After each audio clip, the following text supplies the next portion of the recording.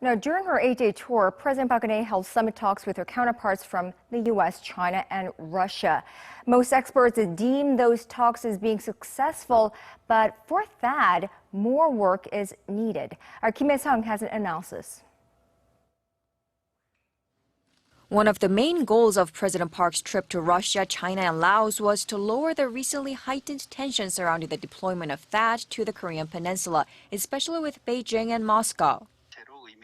The summit talks were a huge success. The fact that President Park and President Xi sat down for talks in itself alleviated tensions between South Korea and China and opened the door for more bilateral cooperation. At the same time, Seoul reaffirmed its strong alliance with Washington during talks in Laos.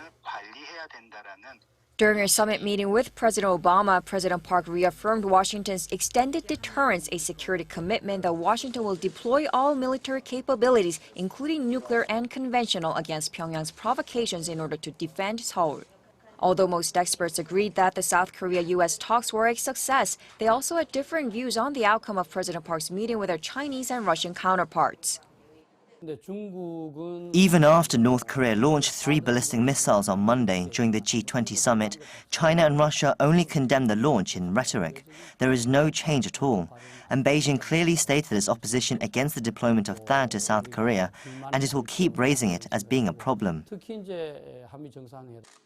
While bilateral talks between South Korea and China helped prevent tensions between the two from worsening, what matters is how the two countries keep the door open for further talks and negotiations.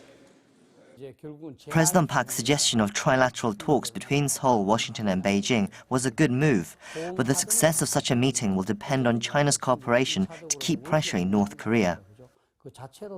And how Seoul comes up with diplomatic strategies to work with Washington and Beijing will greatly contribute to achieving that goal. Kim Hye-sung, Arirang News.